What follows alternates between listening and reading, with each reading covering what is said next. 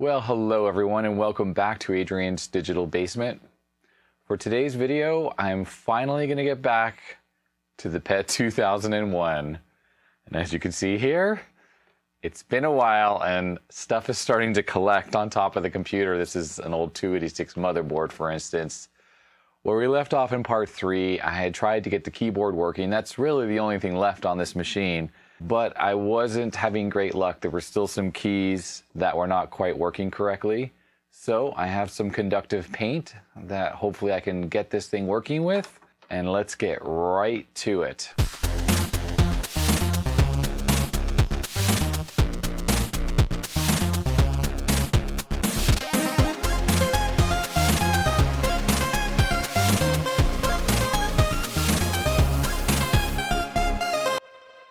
So yeah, as you can see here, some random stuff is starting to get piled on top of the PET. And that's because on my bench, where this is sitting right now, I like to work on machines and stuff in this spot. So it's really about time I get this machine finished up so I can display it and show it off for how cool it really is. Okay, so the Chiclet PET keyboard, here it is. And here's the stuff I'm going to try to repair it with. While I do this, I have some delicious diet ginger ale here, Canada Dry. This is not an advertisement.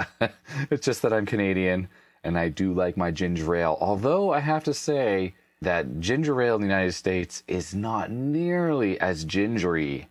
Is that a word, gingery? As the stuff they sell in Canada.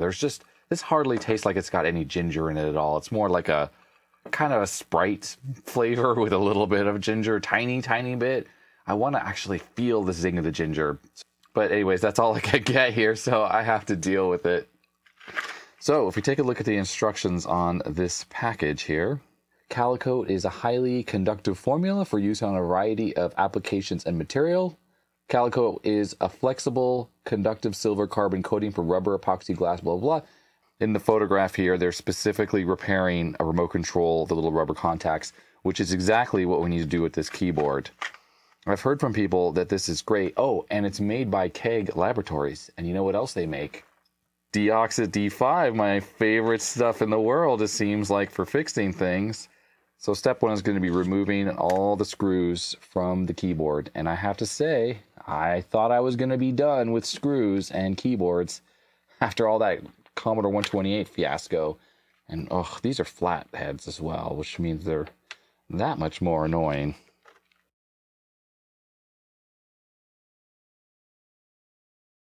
And we'll just lift the cover on the PET keyboard. There it is. There's all those rubber contacts. All right, I'm just checking out the instructions here. It just says to prepare by cleaning off any crap that's there. And then you apply the CaiKote using, I think, the included little tiny swabs there. Apply an even coat. Dry 10 to 15 minutes, room temperature at 70 degrees Fahrenheit. Full adhesion is reached within a few hours, and for optimum results, cure at 125 degrees under a light bulb. Well, if you watched my LED bulb teardown, I do have some incandescent bulbs, and I guess I'm going to have to bust one out and just aim it at the keyboard here to do a little bit of curing and clean up. Shelf life 12 months after first use. Luckily, I haven't opened this yet. So in the box, we have 2 of these little rubber foam tipped swab things, 2 that are made out of wood with smaller little ends, and an eyelash brush. And then this very tiny little thing here. Yeah, I don't really get what the eyelash thing is for. It doesn't explain it on the instructions. It also doesn't really say I should shake this, but clearly this gray part has settled to the bottom, so I'm gonna shake this up for a few minutes. Well, shaking it didn't really do anything, so I think I'm just gonna open it and stir it up. Oh boy, look at that. I'm gonna use this one here, and I'll just. Okay, that's helped. Now it's all a more even silver consistency here. All right, ladies and gentlemen, here we go. What's cool is it's easy to tell where I've painted it on.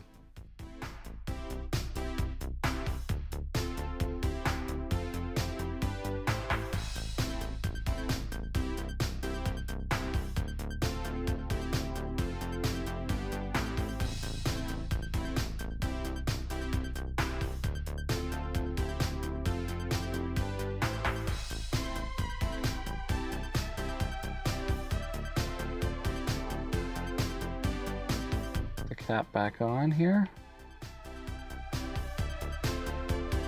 All right, let me get an incandescent bulb and a lamp, and I'm gonna shine light on this thing for about 15 minutes. Here we go, 60-watt bulb into the light fixture. And we turn this on. Move this stuff out of the way, including the unused part.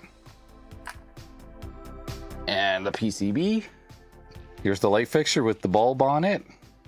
And it is warm down on the thing there. Timer for 15 minutes. Starting now. Well, it's been 24 hours since I painted the keys, and I guess it's dry? I don't really know. So I think what I'm going to do to test, I'm going to take this PCB here, and I'm going to hold this up to the bottom. I'm going to push a key. Looks pretty good to me. Don't see anything transferring. Now that it's dry, I didn't do the best job in the world, but I did a quick test of the conductance. I had a little bit of overpaint where I had painted a little on the edge, and with the multimeter I was getting about 60 ohms. So as long as this paint stays on the rubber pads and doesn't come off, this is going to work quite well. Okay, so time to put the PCB back on.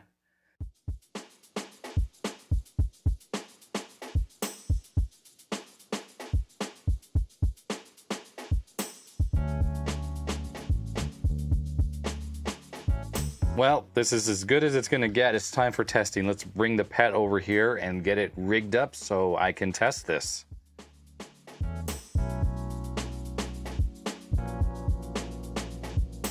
Okay, it's been a while since I've turned the pet on, so I'm going to plug this in.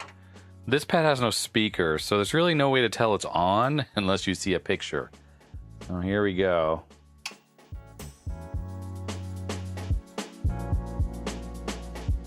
Okay, that's a good sign.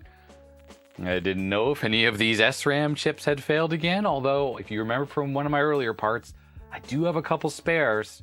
All right, let's turn this off and plug the keyboard in. All right, ladies and gentlemen, keyboard is connected. Let's turn this back on. It's just so weird that there's no sound whatsoever. All right, there we go.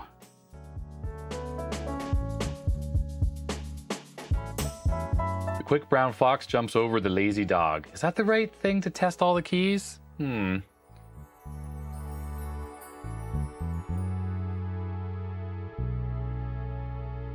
Well, all the keys seem to be working, and you really don't have to apply much pressure to them. You just push them like you would a normal key, and it registers just fine on here. So, seems like that paint actually did the trick.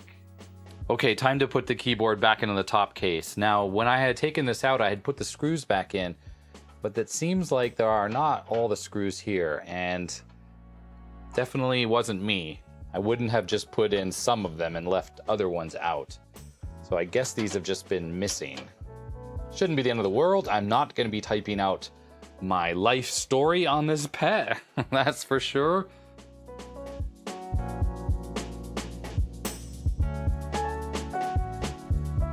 So missing 3 screws, but it's a pretty tight fit. I think that'll be totally fine. Oh, I love it. This is starting to look good again, like a pet. Now, there's a few little issues I noticed. I mean, of course, the keys are worn out, but that's fine. That's the patina of this machine. But right there, that little spot, there's a little bit of rust or something kind of bubbling through.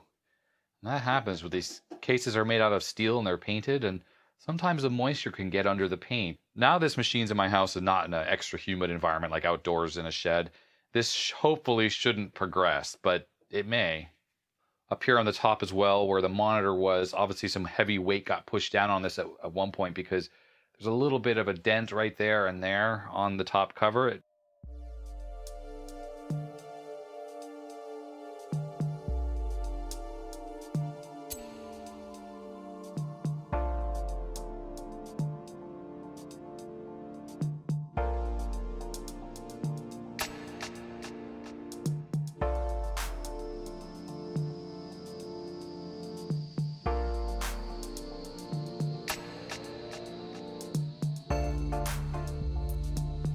Well, crap. I was going to reconnect the monitor and this wire came out here.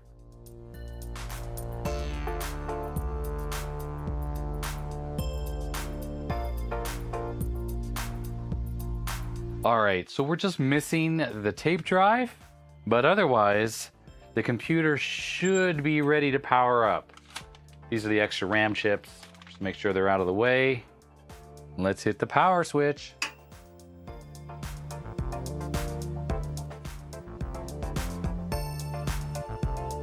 Okay, let's work on the cassette drive. And while we do, I'm just gonna leave this here turned on, kind of let it do a little bit of a burn-in. I'm just sitting right here in case any smoke lets go, I'll be able to cut the power super quick. This is the cassette drive that's in my particular pet. Not much going on here. I did clean it up, but that's all I've done so far. So I'm not gonna do a full service on this thing. What I wanna do is just change out the belts. So let's crack this open and take a look at what's inside. I've never opened one of these up, so I have no idea what I'm doing. But I assume I just take screws out until it comes apart. First, we'll take off this bracket here. Interesting. So this metal bracket is actually held on by double-sided tape. So I think that's probably okay. I just need to take the screws out to separate the two halves. Oh, it actually just popped off. We're already coming apart here. And there's a screw right there. Look at that. That's all it took. Now, I just assumed that the belt in here was bad, but okay, it's definitely not great. Okay, it's actually pretty terrible. It's not broken, though. It's sort of stuck itself onto the roller here, so I'm going to have to use some IPA to clean that up. And I probably will have to take this bracket here holds this flywheel thing on here. I'm going to have to take these screws out. There it is. Ooh, that's a crusty belt. But hey, at least I have the original here so I can compare one of my replacements to it. All right, Bago belts.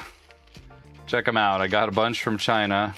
So this is the only belt I have that's even similar. So it's a stretchy belt, of course, because it's rubber and not hard like this one. So we'll see if it fits on here okay.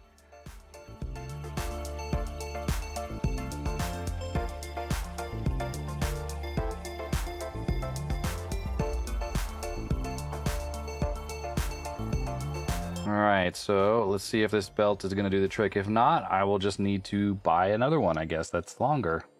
Alright, not bad at all. I'd say that's pretty good. It's not too tight. Probably should put a little bit of grease on some of this stuff. Obviously not where the belt is, but some of this movement plastic parts here. Okay, I just noticed something that's broken in here. This little piece of plastic here, I don't think this is supposed to be floppy like this. I noticed when I push that, when I push on that, it sort of bends it there. But this should probably be glued something like this.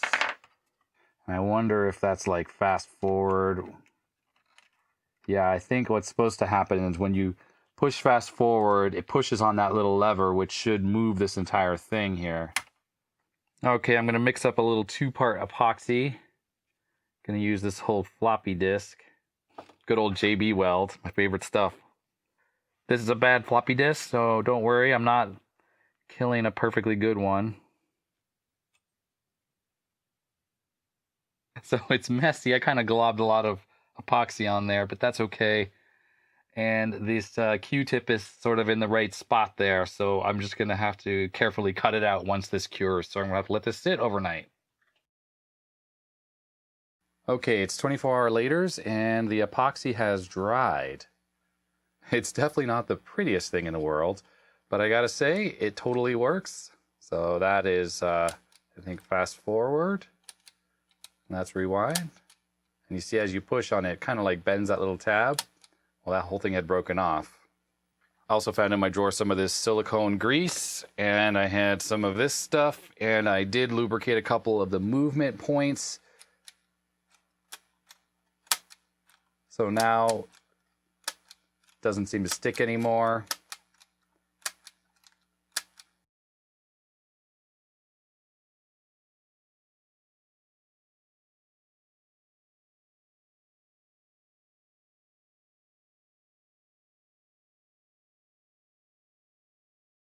Okay, this is back together. Let's plug it into the PET. Okay, so before I mount this, I'm just going to run this externally to the computer, just in case it doesn't work. So we just pop it open, connect the connector, and lower this down.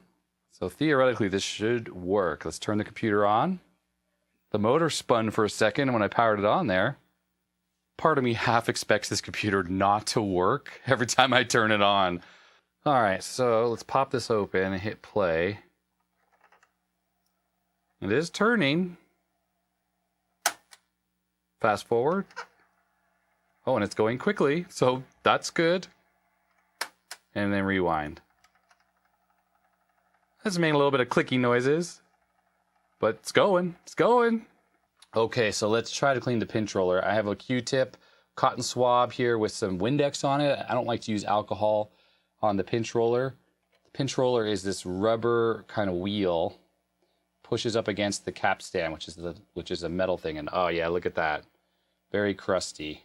It collects all the dirt and debris off the tapes. Oops, gets rolled up in the capstan there. So yeah, that's looking kind of dirty, but I can feel the pinch roller, and it's nice. It's rubbery. It's not sticky or anything. So with this PET, I got this box here, which is full of cassette tapes, and I'm pretty sure there are some here that are designed for the Commodore PET. Let's see here. Oh no. Oh wait, here we go. Commodore PET. Squiggle and Big Time. What is this? And on the other side, machine language monitor. All right. I am going to put in Squiggle and Big Time into here. Rewind. Hey, it's rewinding the tape. On the PET, let's do load. Enter, press play on tape 1. Searching. Now this tape may not work. Tape drive may not work. I have other tape drives. I have regular newer data sets, and I think those work, so we can test one of those if this doesn't seem to work. Now, it's been a while since I've loaded anything off tape, but I would say that it should show something by now. So let's hit run stop. Oh, the tape stops at least. So tape's not damaged or anything. It didn't come out. Let's switch it over, switch sides, and try the machine language monitor. So far, no joy. So there's a few possibilities. Either the PET itself has a fault that prevents the motherboard from reading tapes properly, or the cassette drive is bad, or the cassette is bad. So there's 3 possibilities. I think the first thing we're going to need to do is I need to bust out one of my Commodore datasets, the newer ones, and try one of those on this machine. All right, I'm putting a mouse pad on top of the monitor because I have one of these Commodore datasets. It doesn't have any rubber feet on the top. Oh, that doesn't even really stay there either. Okay, there we go. It stays that way. It's plugged into the second port on the back of the machine. I actually don't know if these work either. I don't really have any tapes to test with for Commodore's other machines. All right, if this is anything like Commodore Basic on the 64, I probably type load, quote, comma 2. Press play on tape 2. All right, here we go. Searching. Look at that, loading squiggle, and yet the Q is a weird symbol.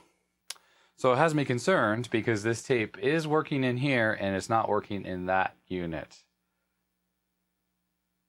Load error. All right, well, I flipped the tape over. Why don't we do new? Syntax error. Why can't you do new? Isn't that a basic command? No, I guess not. Okay. Let's try loading machine language monitor. Well, it's been trying to load machine language monitor for a while and it just says searching. So maybe this tape is not working so great. So I'm gonna hit stop. I found this tape with no label. If this doesn't load in this computer, let's save a program onto it.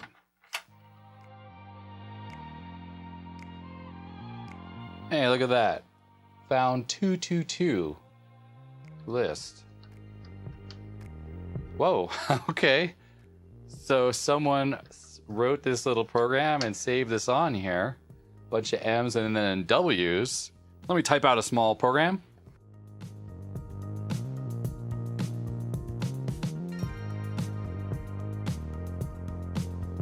Okay, if I run this, we just get this little thing.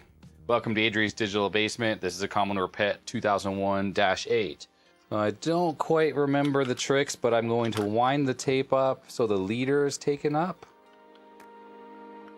For the most part. There we go. It's just starting to become visible.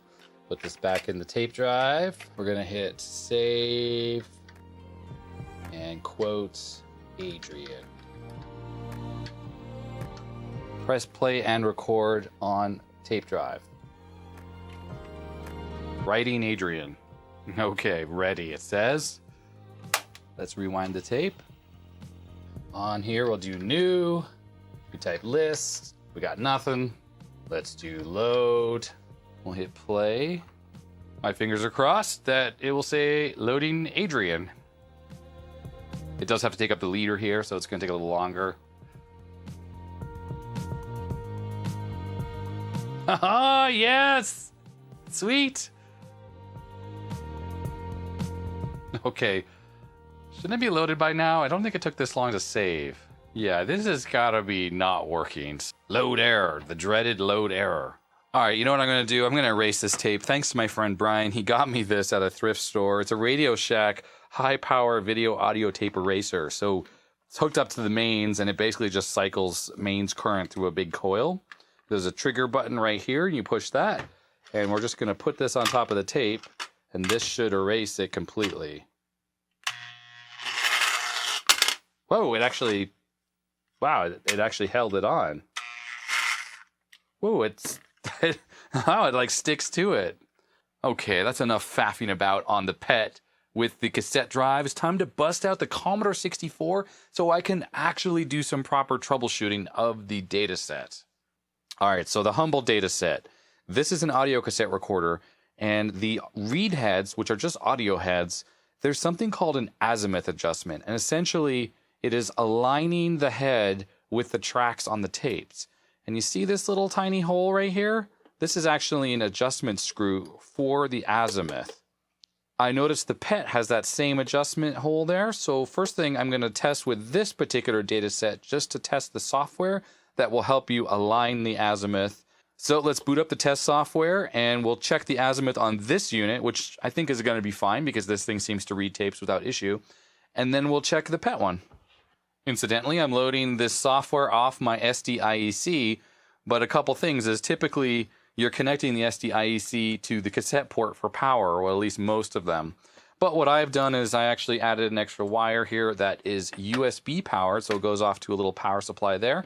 And that way I can have the Datasette connected to the cassette port on the 64 at the same time as using the SDIEC. So this is the software that I'm using, Cassette Azimuth by HDBIC. Sorry if I'm mispronouncing your name. And I notice here it doesn't always work properly. This works when this part of the screen is the same color as the border. And I think I figured out a way to make this work, at least on my 64. I have to try to load something from the tape first. Okay, like that, and then we'll just stop it. And then we will load the software off the SDIEC. And we hit run now. And there we go. Okay. So what you're seeing here is the data on the tape. And I'm not sure what this little bit of junk is there. But I'm going to put the screwdriver through the hole. You can only do this while the tape is playing.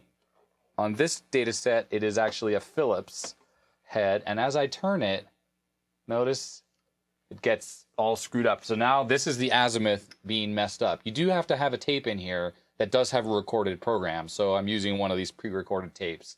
So when the lines are like this and solid and not just scattered, that means the azimuth is adjusted correctly. Okay, so the PET Datasette is connected to the 64. Thank you, Commodore, again, for making all of these interchangeable like this.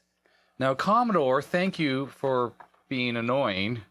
The azimuth adjustment is under the door, and this metal cover here is actually covering the hole. So the only thing I can think of to access the azimuth adjustment is to open the door without a tape, hit play, and that aligns up the hole here.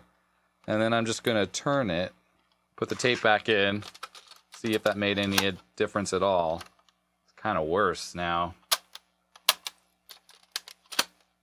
So it's definitely had an effect. Now there's random dots over there, and there's a line there.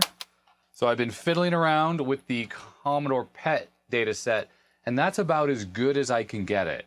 All right, ladies and gentlemen, I have put the dataset back. I have the squiggle and big time. This is the Commodore PET tape, the one we tried earlier that didn't work at all.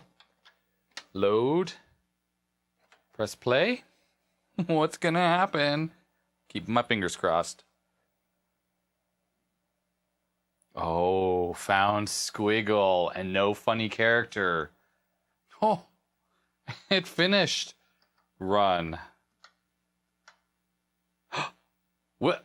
Yeah, okay. Wiggle factor 5.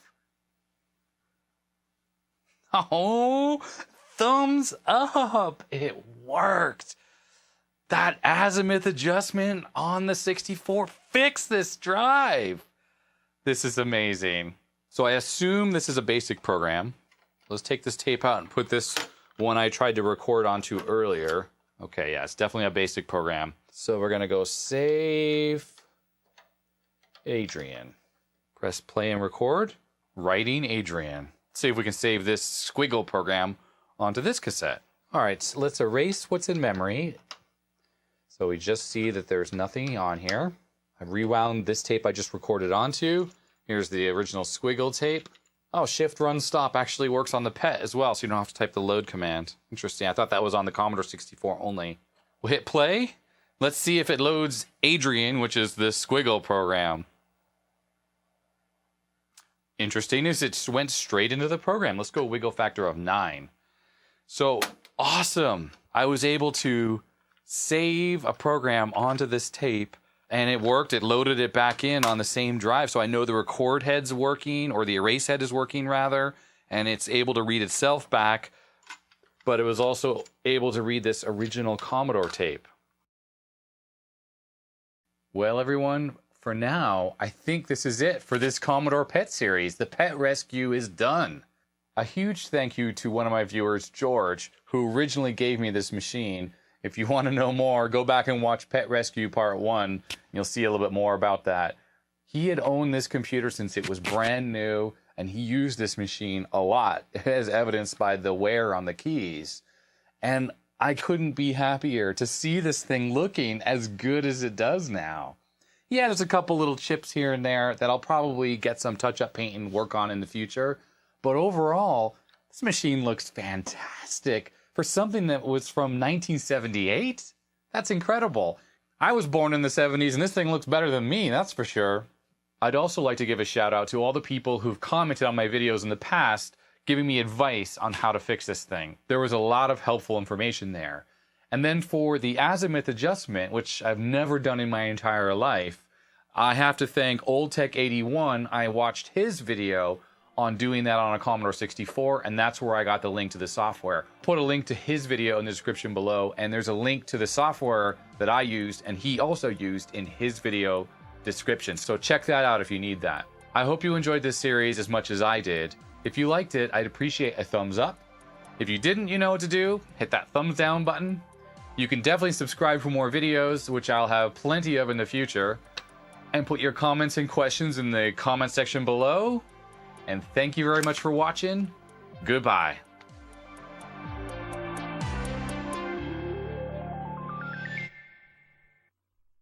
Here we are in the living room, and this is my PET 4016. This is where I keep it. Hi there. So there it is running big time. I tested loading that program off this tape, which I had saved on the other PET. And I just love how this machine looks. It's just an amazing computer. And when people come in, they're like, ooh, what's that? And I can show it to them and say, yes, it works. I got this machine for $10 at a thrift store. Didn't work. So I fixed it up. It just needed a few chips replaced on the motherboard. You may have seen one of these in my videos before, Portland School District. I actually have two of these. You might see another machine in the background of my videos near my workbench downstairs. The one downstairs has a worse label than this.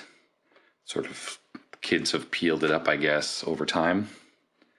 This one is okay, but I do need a new label. Anyhow, the reason why I'm showing this is because this is getting replaced with this pet. Just like that. The other pet's here. People might get angry, but I actually think the other pet looks better overall than this one. But it's still cool that this computer is so old and yet still works. What a funky and cool looking computer.